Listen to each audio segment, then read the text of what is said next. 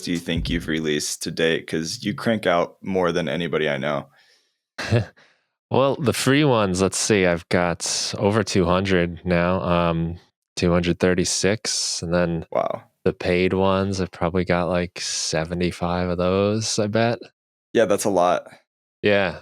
When did you start making packs? I made my first pack in 2011. It was the laptop feedback pack. It was when you're working on your laptop and you've got the microphone set as the internal mic and you're listening through the speakers, and then you arm an audio track and it just... I recorded it because I was trying to record something, but made that mistake. Then I was like, oh, what happens if I put this inside the sampler, which I didn't really know anything about. Yeah, that was it. That was the first one. Most people try to avoid that sound, but I love that you embraced it and just making some really cool, weird feedback. I didn't mean to do it, but it's just what happened. And I was recording it. And you, once again, I think, have the title for the most revisited guest on the podcast. You've been, cue like cheering noise.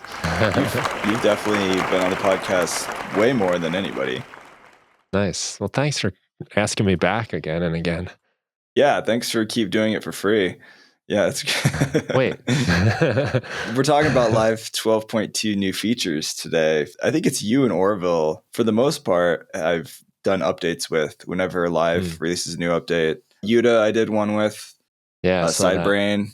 He had a really good YouTube video. I don't know if it's public yet, but he sent me a private link to a bunch of Live 12.2 updates. He had some good thoughts on it as well. Yeah, I mean, he's a great guy to have for that kind of thing because he just knows it inside and out and he's so creative with it. He's so much fun to watch. I mean, every time he comes up on my feed, I'm like, ooh, what's he doing now? And yeah, I try not to miss any of his new Instagram reels that he posts. They're always nice little short hacks, like fun little workflows. Yeah, I got to meet him in person back in February. Oh, nice. The Ableton Pasadena thing, yeah. Yeah, he spoke at my retreat event in November. And that was the first time in person I met him too. Super nice guy. It was a great lecture, I guess. I watched that. I watched all the ones that you put out. They were great. Oh, cool, man. Thank you. Yeah, it definitely helped on YouTube. I think like in the first week I posted all 6 videos. I got like 4,000 subscribers in a week on YouTube just from those videos. So I'm glad I did record it. They're great videos. And we had great guests too. I mean, everybody did an awesome job on their presentation. I see people who are like 15 or 16 starting to produce now. I was like, dude, I would have killed to have the endless access to knowledge when I was like 15 that you have now on YouTube and everything. I wonder though, for myself, that's right about the age when I got into music. I wonder if all the other distractions of it would have pulled me away. Like, would I have sat with a guitar and sucked at it and had my fingertips hurt? That's a good point.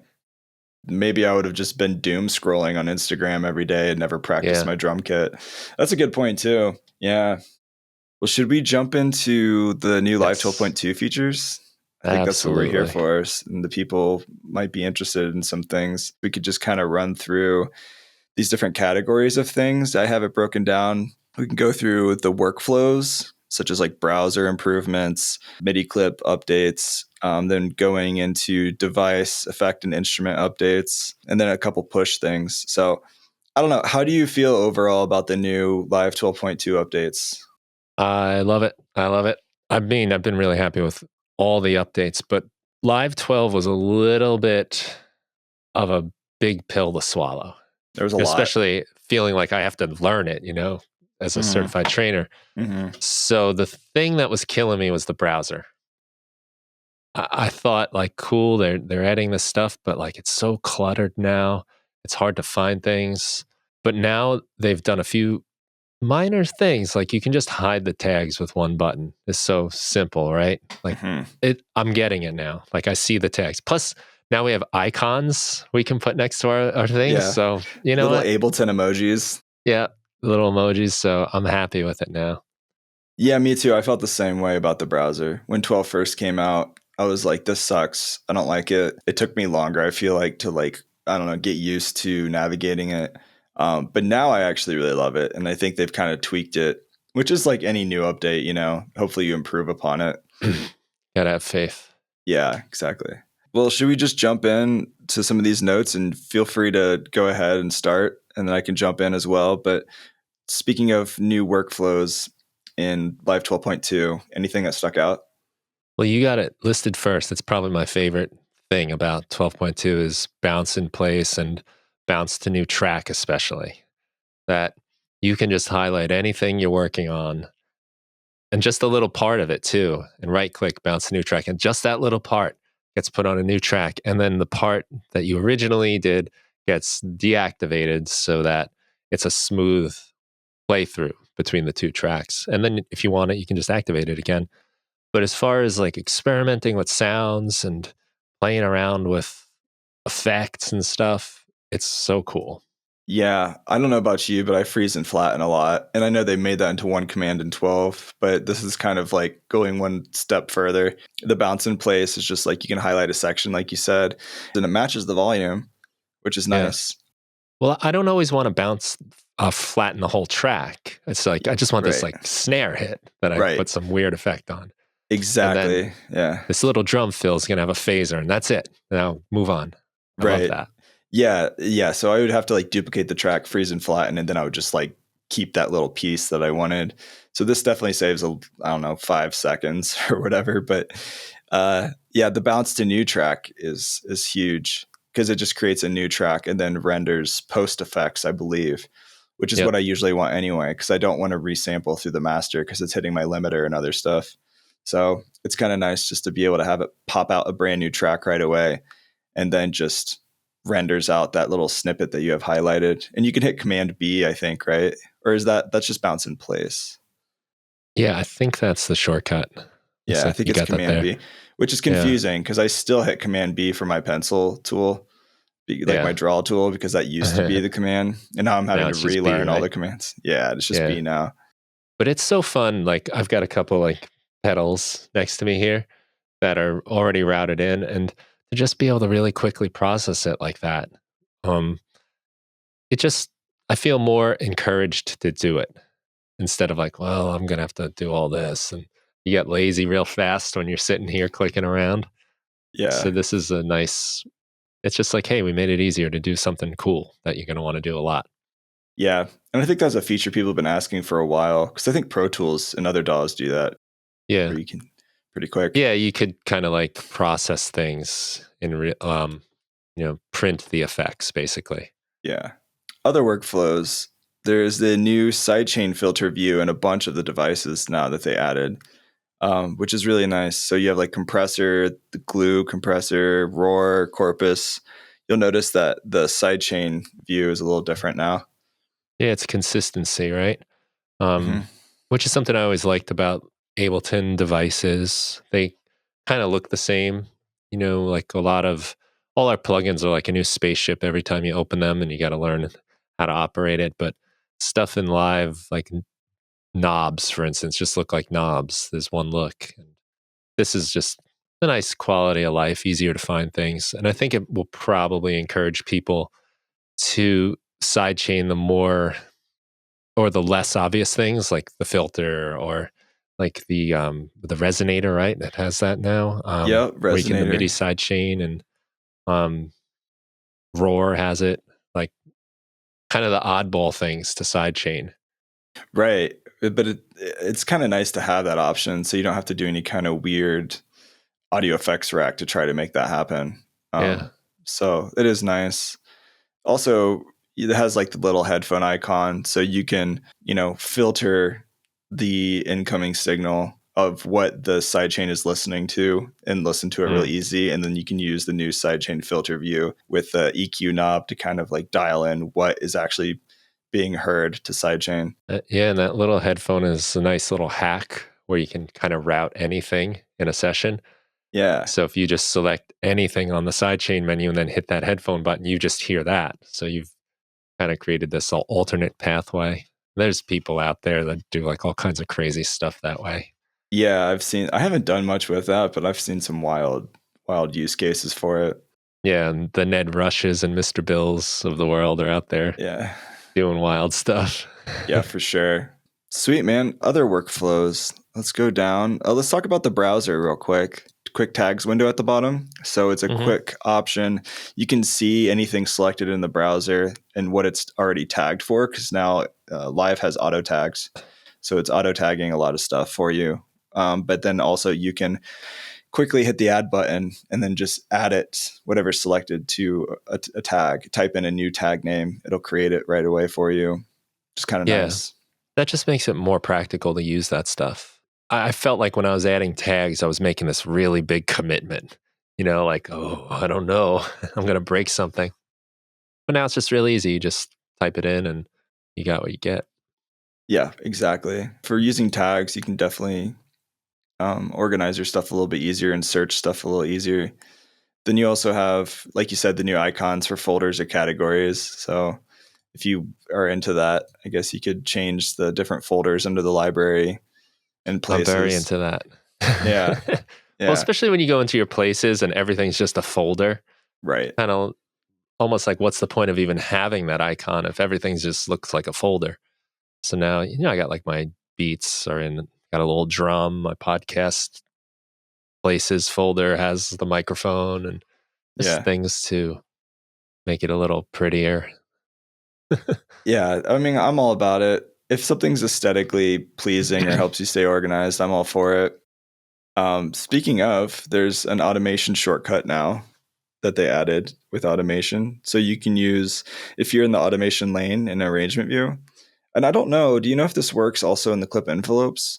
But you can create an automation point. If you select the grid in the background, you're highlighting the grid. You can arrow left or right, and then you can hit enter and it'll create an automation dot. And it does work. And yeah, it does work in the clip envelope. Yep. Doing it right now. Awesome. Yeah, that's great. So I guess it's all automations. And then you can hit up or down arrow to raise or reduce that automation curve. And then, so it's just like another little faster workflow type of thing, which could be kind of cool. I'm not a big Max for Live developer kind of person, but I know that there's more access to features in Max for Live for all the Max for Live nerds out there. You can definitely go to typing on Google Ableton Live 12.2 new updates, and there's a whole article and it lists on ableton.com all the new updates with Max for Live, so you can go read all that too. Yeah, we're seeing it in the devices that are coming out. Like, there's just so much cool stuff, doing more weird, crazy stuff. All the generators people are making, all the transformation devices, the way we're able to like pull audio from, it seems like, more places now. Yeah. Yeah, we don't need to necessarily know how all that works to benefit from it. Right. Have you gone into Max for Live? Have you made some Max for Live stuff? Okay. I've done very basic stuff years ago. Like I made like a filter and a bit crusher, nice. Stuff that you don't really need that already exist, but just to learn a little. There's grouped tracks. We want to talk about that, which is nice. I don't know about you, but whenever I have a heavy project, say I've got like 70 or 80 tracks and they're all smashed within like 5 or 6 groups or something, those groups are huge and it takes up a lot of vertical space in arrangement view. And so now it's not doing that. The groups are much smaller and condensed when you collapse them. Yep, just a quality of life thing. It is. Well, a lot of times when I put things into groups, I'm trying to hide it also. Right. And if it's that big, it's not doing much for me. Exactly. Yeah. So shout out to that feature. That was nice. Do you want to share the next thing on MIDI clips? There's an indicator that shows which of the, I'm not familiar with this one. There's an indicator that shows... It's super small, but it shows a little dot next to the name. So if you go into the MIDI tools and say you're playing with transformation tools, like you want to arpeggiate or do glissando, or if you wanted to play with a rhythm or seed or shape or stacks, if you do anything with those, it'll actually show a little dot next to it. So then you can keep track of what you've done in the MIDI clip. That's a little thing. Yeah, no, that's nice. Some indication. They now have just an indication on take lanes if you have any take lanes. There's a little icon to click now that you can show all your take lanes, and that also lets you know that there actually are take lanes. Because a problem I've had a lot, especially when I'm doing stuff with templates, like when I record my band, I've got everything mic'd up. Each time I do a practice and then mix it down, I'm kind of tweaking the effects a little bit and just making it a better mix. So then I'll resave that template. The next time I open it, it's like, all right, now you're where you were last time in the template. But what I started to notice is that file's getting huge because I'd have take lanes and take lanes and take lanes of like, 8 drum mics and all of that stuff. So just being able to see where they are and realizing like, hey, I can like, when I want to, pare down a session and get rid of stuff that I don't need anymore and like delete unused files so that it's not 50 gigs every time I do a song. Oh, for sure. Yeah, because if you're recording a ton of audio and then you've got a bunch of nested tracks as take lanes and you collect all and save, that's going to eat up a lot of space. I think there's a delete all take lanes. Yeah, delete unused take lanes. Small, oh, really? That's crazy. Yeah, I didn't know you just get rid of them all. Is that new? Is that already? I think so. Huh. I never noticed it if it was not new. I forget who it was. Somebody was talking about doing video editing for their music and using take lanes and then just using the draw tool just to scrub. I mean, it might have been you that we've talked about that with. It could have been. I did it with my band. I think I made a video with a real catchy clickbait title like the Ableton feature you didn't know about. Had like 3 cameras on the band recording as we were practicing and then just dropped them into take lanes and then just swiped to edit between video clips. That's super smart. No transitions or anything, but if you want to put something out quick, fast, if you're in a normal song you're working on that's tempo synced, like then you're making cuts like in time with the music. Yeah, exactly. Well, let's jump into device and instrument updates. There's a new auto filter, which I think this is my favorite update personally. Yeah, we might have buried the lead here a little bit on the features because this is one of the more exciting ones. This is the most exciting for me personally. The auto filter update. Yeah, there's new filter types. So the comb filter is really useful. I mean, especially if you're doing some fun, bassy sound design and you can modulate that and morph it, which is really wild. And then you've got the notch plus low pass. So depending on where the position is moving, it's changing filter types. You've got the DJ filter, which is really useful. Which I've tried to recreate for years, like with racks and like having them like fade into each other. The chains fade in so that you get that like kind of in the middle, there's no filter, but to the left is low pass and to the right is high pass. And it just never really worked right. You're always losing something somewhere. But now, like, thank you. If I'm doing a live performance, that saves me a whole knob. Because now I could put my low pass and high pass on one knob instead of using 2. Exactly. So the cutoff is really, it just depends on the position of the filter. If you turn it to the right, it morphs into a high pass. Left turns into a low pass. And at the middle, it's just, there's no filter basically. Nothing. Yeah. So it's nice. And it sounds really musical too. I was playing with it a little bit. It was like, it sounds like something you'd have on a Pioneer deck or something if you had a filter effect. The other is like a resampling filter, I think it's called. It's kind of like a Redux or Bit Crush kind of filter sound. 2 effects in one. Yeah, like a little crunchy saturation filter type of thing. I feel like there's another filter I'm missing in here. There's new filter types regardless that are really fun to play with. It's so nice that you can see it too. You've got the visualization. Yeah. You can see like, the spectrum moving around and you can see the modulation happening too. Yep. I know as for teaching especially, in order to show like LFOs and stuff, I would nowadays open Wavetable because that does move when you apply an LFO. But that's also like, okay, don't look at these 900 other controls right now. Just try to tune that out, But auto filter now, you can just see it. Right. Tell what's happening. It's really nice. Yeah. And you've got the morph function. It goes between a low pass, band pass, and high pass, depending on where you change the morph position. Worth mentioning based off of the waveform that you choose. And then you've got new envelope sidechain. That's fun. So you can play with the envelope knob in sidechain mode, get some kind of like really cool effects. The envelope has been there. It was kind of hard to tell what it was doing because there was no visual feedback. And again, we have that now. Yep. So that's pretty nice. It's got the soft clip So now you can really drive it. Like that's such a nice, smooth sound. Oh, for sure. Yeah, I love that they've added like a soft clip into a lot of the devices. Like Saturator has it now. A couple others do. But yeah, the soft clip is nice, especially if you want to drive a sound pretty hard, make it aggressive. But then also the output level. So the output signal, you can reduce it because if you're clipping something and you want to do more post-processing after, a lot of time gain staging, you want to turn down the output to leave some more headroom. That was something I always kind of missed actually in the old auto filter is I just have to throw utility behind stuff and turn it down. Now you can just do it right there. Yeah. Vowel filter too is cool. You get those like wow, wow kind of sounds. Oh yeah. Yeah. There's a lot of good stuff in here. It's a really powerful little device now.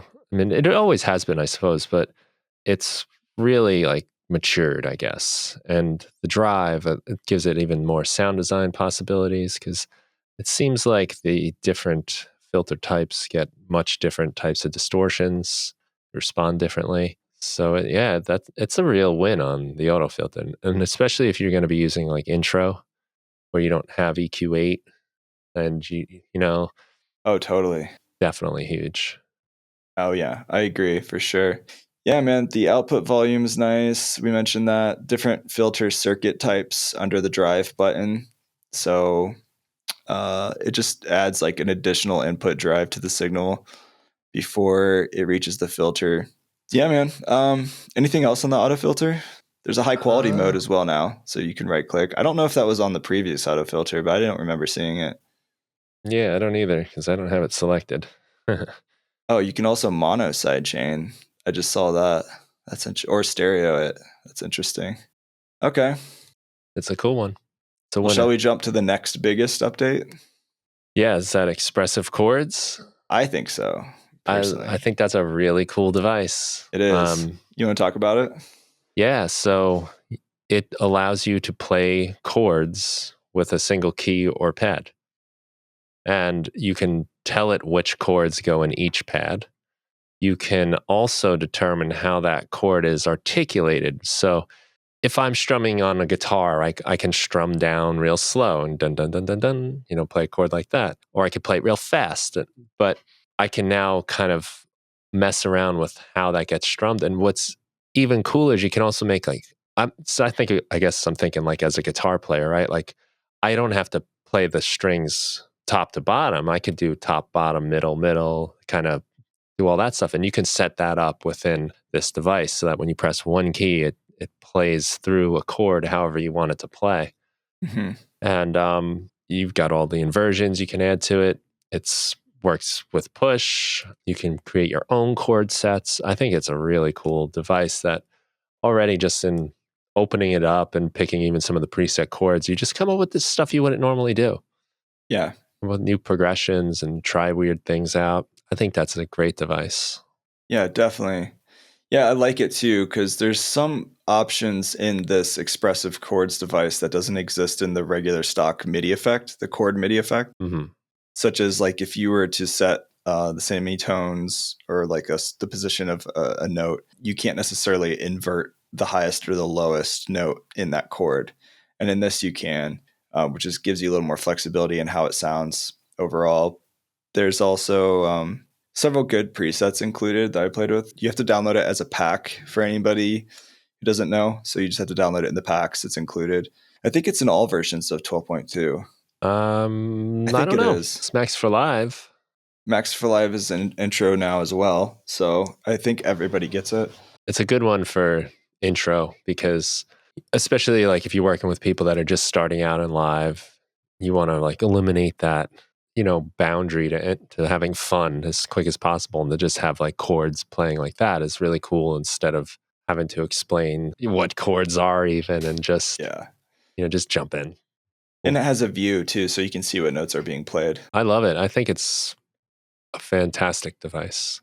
I agree. I think it's like a fun idea generator. It would be nice if because you've got these individual buttons, and each button is basically a different type of chord.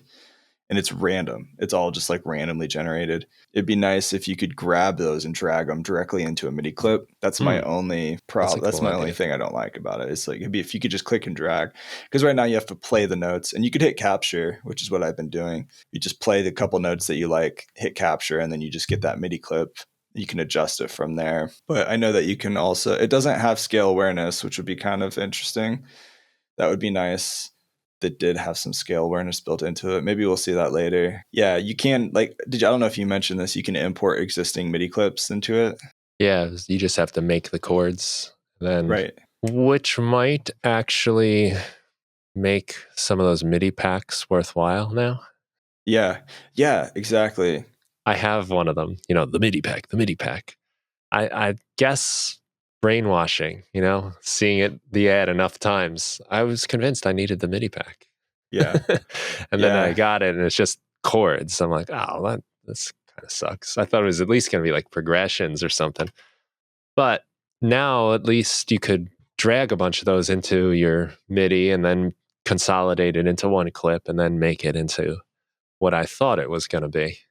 Right. Yeah, me too. That's what I thought too. But I mean, it is a cool random idea generator is kind of how I see it. So just an extra thing in the toolbox. But yeah, having like a bunch of MIDI packs, you can download this from Reddit or from wherever else online. There's also a lot of different MIDI clips with chords in the packs. If you go into Ableton's packs and just download a couple different packs, there's like MIDI clip sets in there. Yeah, that's a good idea too.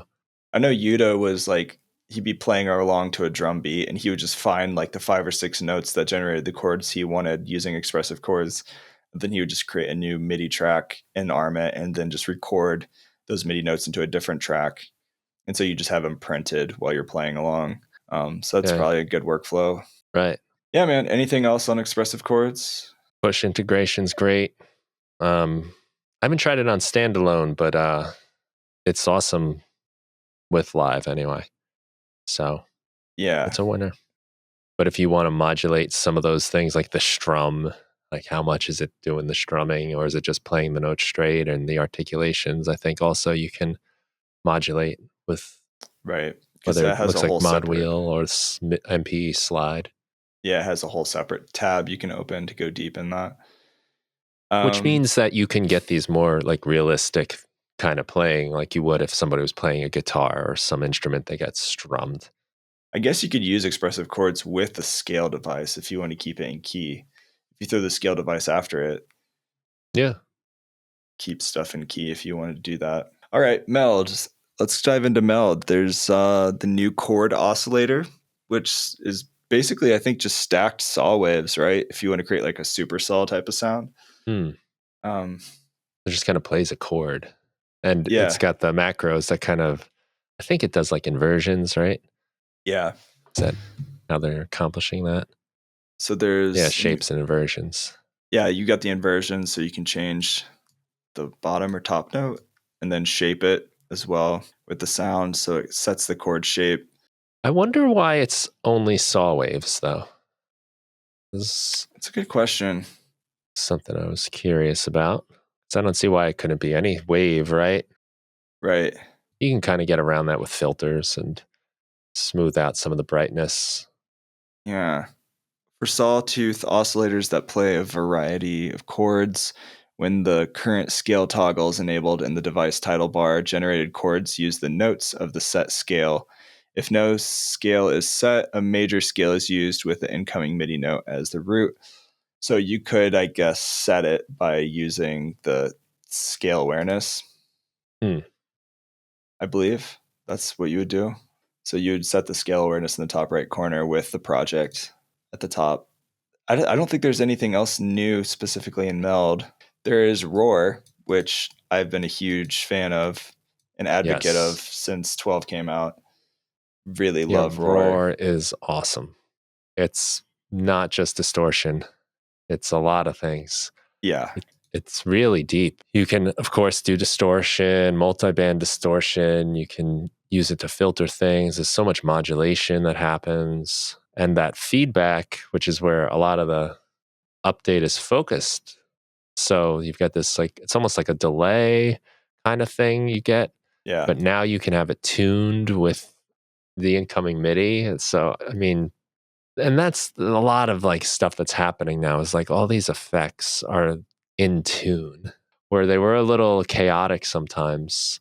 Now using scale awareness and all these kind of MIDI sidechaining features, now things are like really interestingly in tune because like a lot of distortions adding harmonics to a sound, but it's everything. It's not specific harmonics that are, in tune with your song. Exactly. So there's in the sidechain view, you can open that up and there's a MIDI feedback note button that you can enable. And then you can choose MIDI, say from another device that's playing a melody or something. And you can select that track in the sidechain view and Roar. That can change the pitch of the device's feedback mode in Roar. So yeah, you can basically kind of tune it using the MIDI sidechain feature, using the feedback time mode.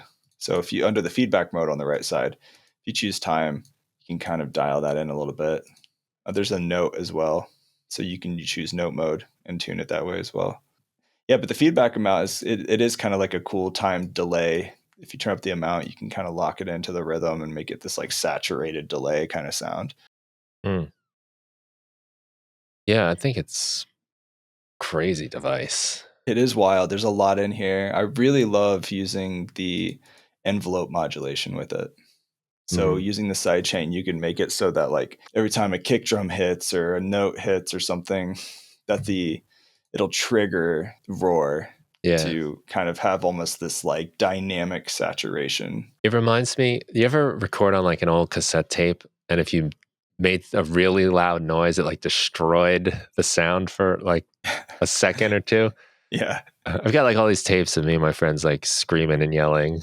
And sometimes we'd just scream way too loud and like it would go to silence, Just destroy everything. Yeah. But you can kind of mimic that now with what you're saying. You can make it sound like that kick is just like destroying the whole song. Oh, for sure. And just like crushing it. Mm-hmm. So it gives like a real serious illusion of like some powerful sound coming through. Yeah, for sure. It's really fun for like bass plucks and stuff, like a plucky bass sound. You can really just slam it and make it really dynamic and crunchy. Yeah, it's kind of fun. It's also just the way that device works when you use just even the envelope, not even sidechained, but just the envelope from the input coming in. Like it responds so much more like say my guitar amp, right? Like if I play soft, even if I have like a pretty crunchy sound, it comes out kind of clean. But if I dig in, then those notes get more and more distorted. So you've got like all this room based on how hard you play. And now this device responds to that. Whereas some of the other distortions and distortion pedals too, they just have the effect like layered on. Yeah. Like this does, which is really musical. And yeah, absolutely. It's more dynamic. It's not just like this stagnant, saturated distortion sound. But I do like that you've got different routing options to do like a single distortion or parallel or multi-band. There's a lot here. All these different types of distortions. What is the new one called now? Dispersion? Where the frequencies are dispersed around. I mean, that filter. Did you ever play with Disperser? Like that really popular distortion effects plugin? No, but I've heard of it since this came out. Some people online are talking about it's like the old dispersion or whatever it was called. I don't know that one though. It's kind of replicating what Disperser was doing a little bit. So yeah, the filter distorts the signal's phase in a frequency dependent way. So you get kind of this like detuned, kind of phasey, shifting kind of distortion kind of sound, which is kind of cool. It can sound really, really interesting. It's also fun if you just want to do some like lo-fi. You know how like stuff is just slightly detuned and kind of warbly a little bit? Yeah. You can get that effect using it as well. So cool. Which is fun. So there's that new filter type. They added an external sidechain to feed the envelope follower. So more with that. I mentioned that, but yeah, that's also just more of what we were saying before, the kind of standardized sidechain approach here. So like you might say, let me sidechain something to this roar, which you don't normally do. Yeah. People just, sidechain has almost just come to mean compressor with the kick drum and the bass. Right. But yeah, there's a lot you can do now with this, which is fun. Mm. Also, definitely one of the older audio effects is resonators. Yeah. And that now supports scale awareness, which anybody who likes the resonator effect, I think that's a huge win. And I always liked resonator, but I didn't like how it was just the same note all the time. So it would work like maybe on like a kick drum where I need more oomph in it. But anything of a higher frequency, it was just kind of always playing a single tone. But now it's moving around. It's nice now that you've got this just like tuning of it, basically. Yeah. Yeah. So if you turn on scale awareness, it goes from semitones to scale degrees. So it's staying within the same scale, but just shifting the notes to be within the scale. Yeah. So like I think for stuff, even like textural sounds, suppose I want like nature sounds, right? Rain or something. I can now kind of like get it in tune a little bit. That's a good point. Yeah. I like that idea. Some like textural stuff to kind of shift it into key. Mm-hmm. Yeah. For stuff that doesn't actually have a true key. Yeah. It's all over the place. Even this could subtly, be helpful. Just a little. Yeah. Just a little bit to help. You can dry wet mix it too. And that's kind of the same thing with spectral resonator, right? Yeah. More or less the same thing. Yes. Yep. Exactly. So spectral resonator has scale awareness now as well. I gotta say, like, it's crazy, but like all these spectral resonator, and then like the updates to them. Like I feel like I'm barely getting a chance to even know this stuff, and it keeps like there's so much now, right? Like it used to be, if I wanted to get experimental, I knew like a few devices like to go to and a few techniques, but now like every single thing can be just totally screwed with until you get all kinds of weird new sounds. Yeah, I actually like using spectral resonator as a vocoder, maybe even more than the vocoder. Because you can do the MIDI input and then play notes, put it like on your vocal chain. And I gotta try that. Stretching it, you can get some crazy sounds. There's a lot in here. Definitely play with spectral resonator. Less to worry about too, because you don't need to set up the extra synth channel like you do in a vocoder.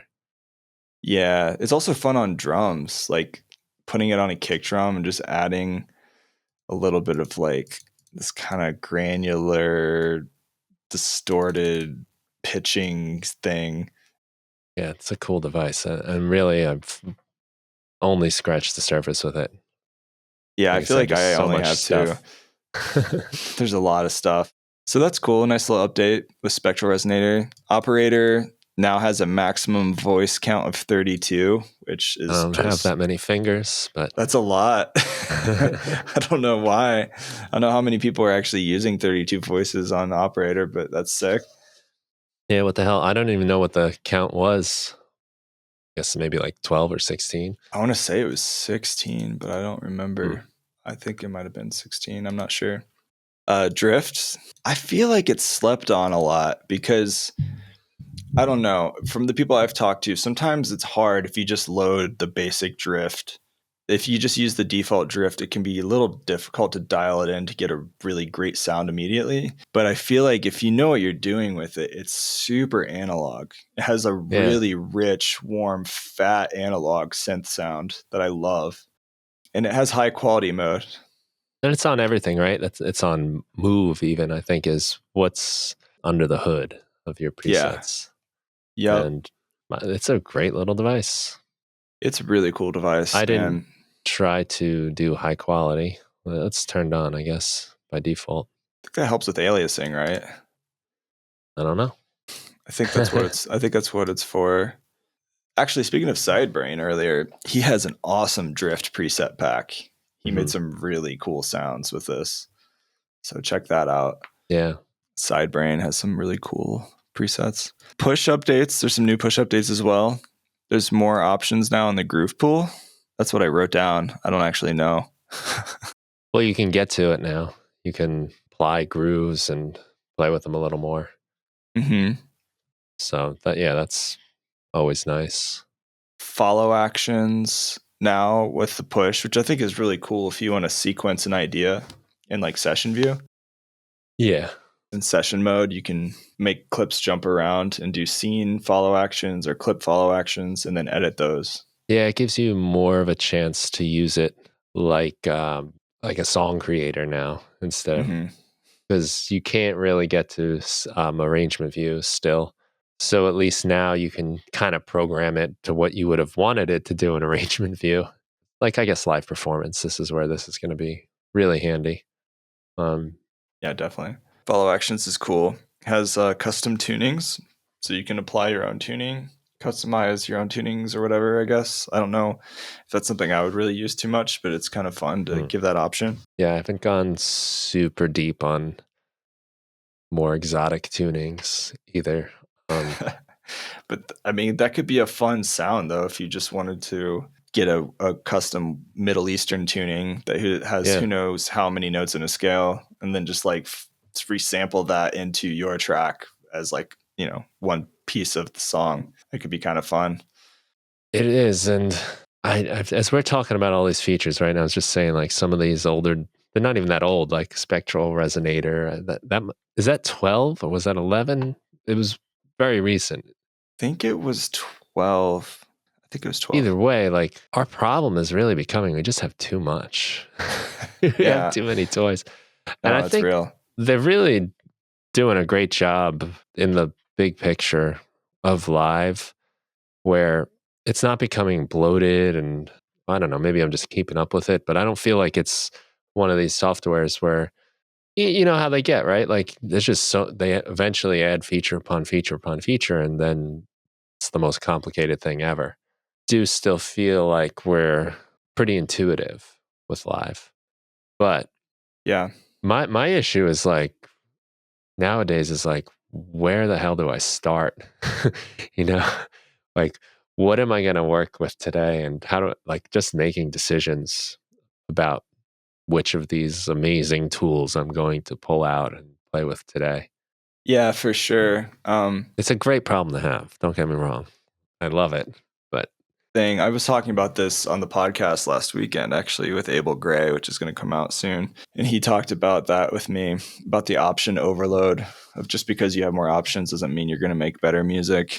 And sometimes it's easy to get lost in that. You know, I was at this producer camp with a bunch of producers, and there were some attendees that were sharing tracks they've been working on. And honestly, one of my favorite tracks somebody made on their phone in GarageBand, and it was like a banger. I was like, damn, dude, it just goes to show you don't need tons of new features and updates to make good music, but it is fun to have, you know? Yeah, man. I mean, one of my favorite January tracks I made was just acoustic guitar and voice. Really? Yeah. Nice. Just the simplest way I can do it.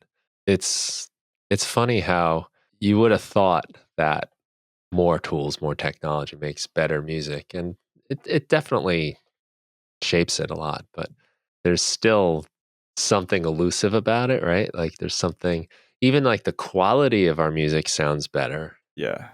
You could really not know what you're doing and still come out with like a fairly decent sounding recording, especially compared to if 20, 30 years ago you didn't know what you're doing and you were just throwing things together and it would sound like garbage. Yeah. That's the thing too, is like kind of what we were talking about earlier. The little workflow time saver things are the things I think that are going to be really attractive for producers. And maybe I've been like talking about this too much on the podcast with AI stuff because I just think it's really interesting and still pretty new. But FL Studio has, in their new version 25 coming out, they have a chatbot built into FL. So it's trained on the manual and trained on everything FL. So you can ask it questions and it'll guide you how to do things in there. It's too bad nobody ever did that for Ableton Live, Dan. Well, but it's not built. This is my plug time. I mean, I did build a chatbot. I did build a chatbot. You know, it's cool for finding out stuff from the podcast and like plug in and Max for Live recommendations. It does a lot of that stuff, but it's not built into Live. You know, yeah. Having something like that, I think, would be invaluable for Ableton to look into, like, how can we educate people inside the DAW? Like, you could prompt it, be like, I want to learn this. Yeah. And then it'll immediately just guide you there, take it there. Not that it's going to do everything for you, but at least it could help you get like 50% of the way there, you know, like show you how to do something. I think that's where it should go. From what I've seen with yours, aptly named Abe.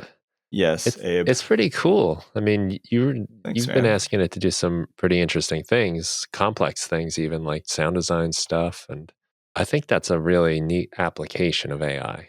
Yeah. Help me learn how to do something. I find that much more interesting than like make the song for me. You know, right. like I want to make the song still. That's fun to me. So don't take that out of my hands. But for as far as like, how do I do this? How do I do that? I think that's really cool. Thanks, man.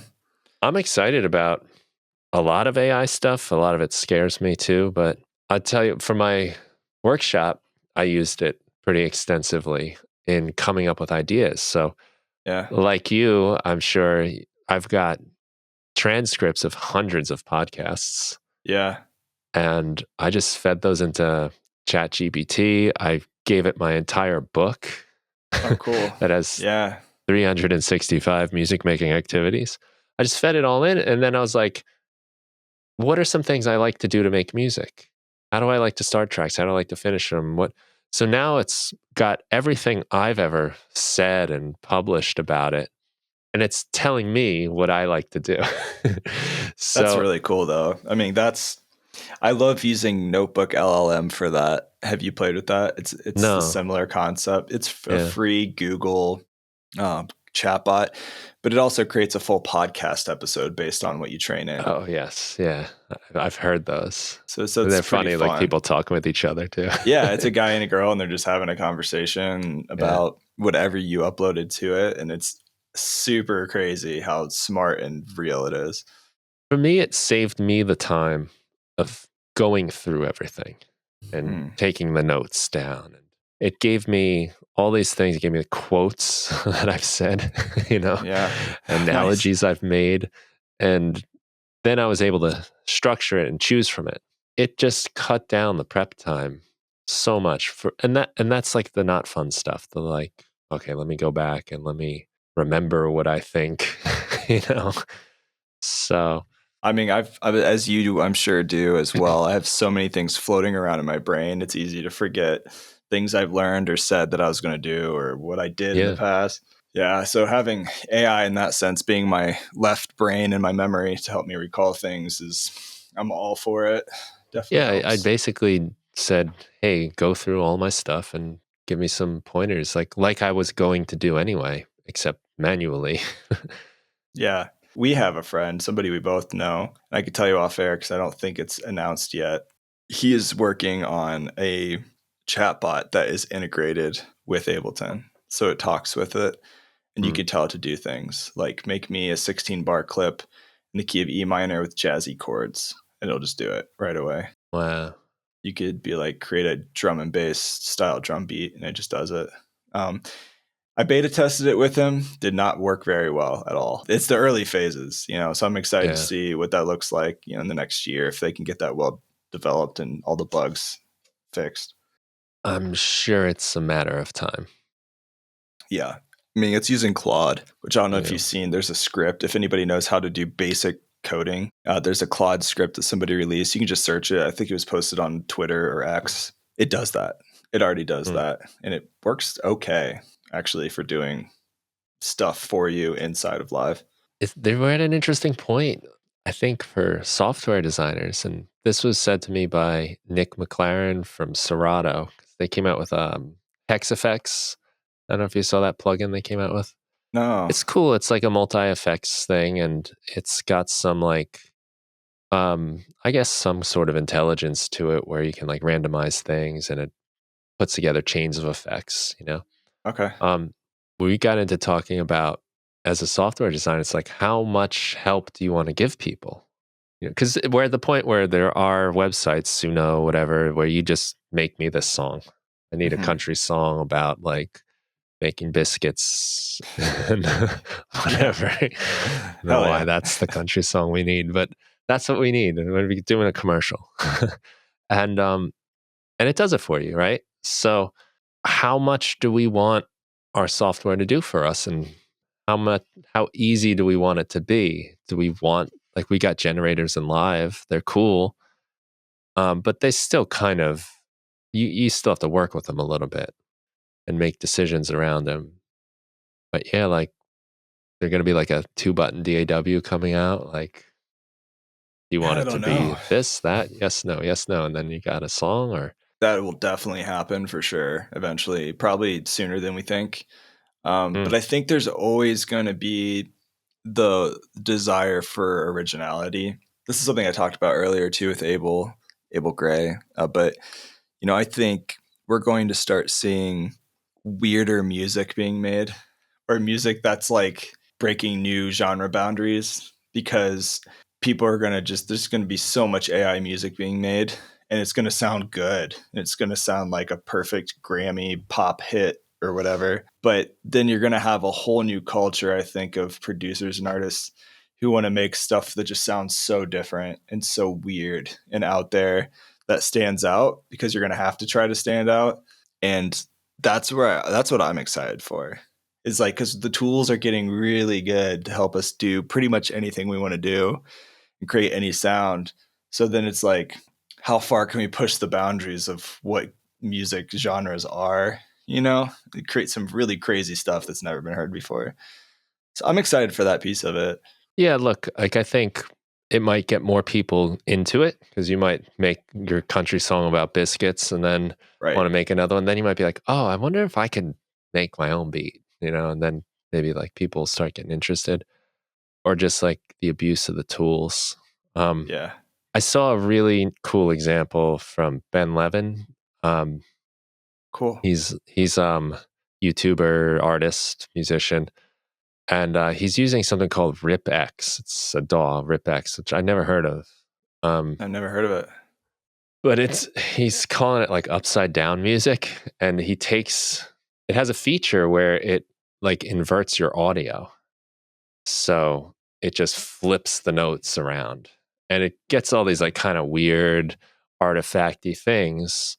Interesting. And he used that to make a song, and the song was just insane. Like, I'd never heard anything like it. Like, all these weird sounds and that's so weird. Crazy changes. It's a really cool video. It's called Has Anyone Tried This Production Technique Before? I'm going to watch that. Yeah, he's a really cool thinker, as far as like he's just out there, he's looking at things from a new angle. Yeah. Nice. But that was an interesting kind of technology I hadn't seen before, and that was exciting, right? Like, it's like it's using AI to separate stems and things. So I think he just played his guitar and sang into his phone, and then separated the two and then inverted them. Yeah. And was really playing off of the artifacts and the kind of primitiveness of this new technology, or whatever it is. And it was super cool. That's fun.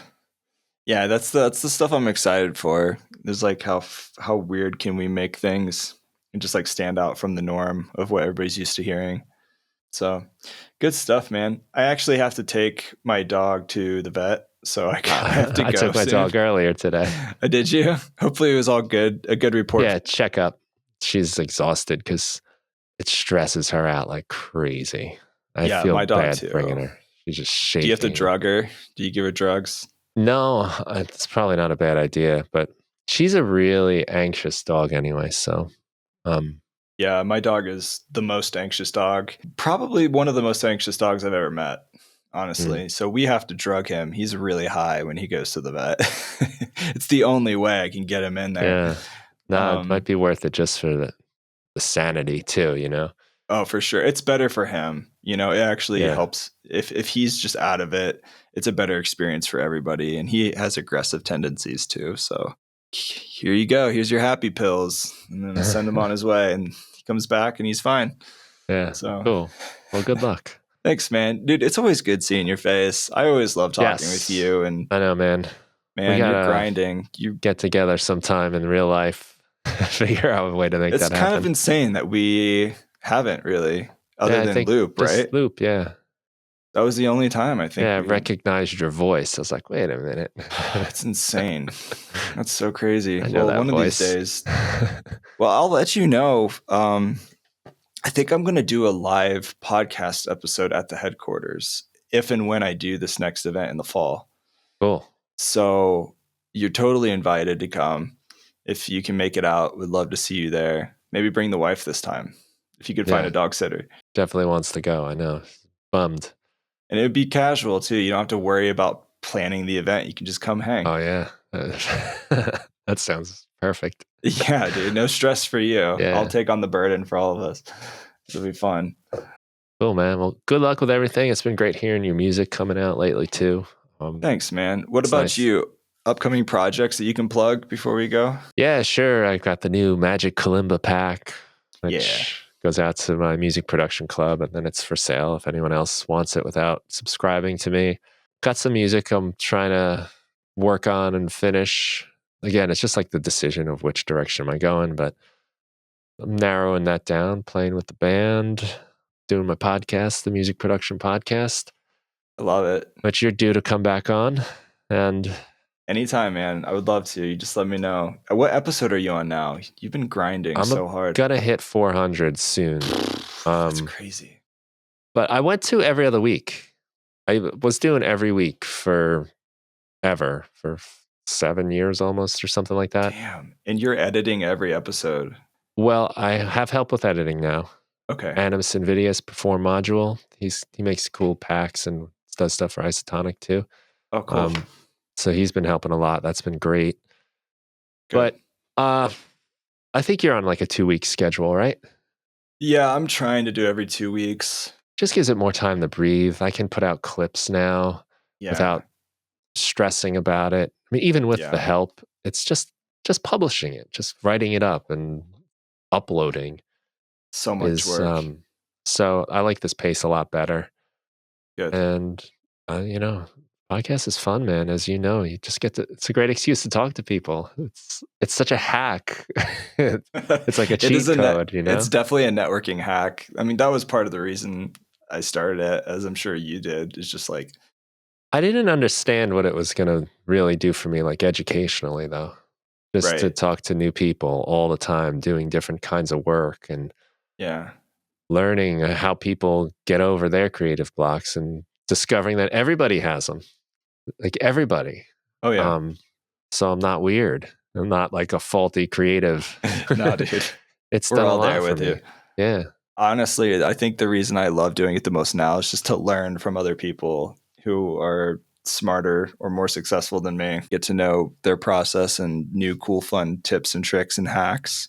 What started out as a way for me to teach other people turned into a great way to meet people, which turned into me just learning a ton of stuff from other people, which is my favorite part of it now. Oh man, you're doing it. It's awesome. I'm always listening. Back to you. Same for you, man. You've been crushing it. You have great guests as well. So everybody, if you aren't tuning into the Music Production Podcast with Brian Funk, you're missing out. Definitely go subscribe, follow, all the things. Yeah, dude. Well, it's good seeing your face. Let's definitely connect again sooner than later. And thanks again for joining the pod. Let's definitely meet up in real life someday soon. Sounds great. All right, man. I'll see you later, Brian. Take care. Peace.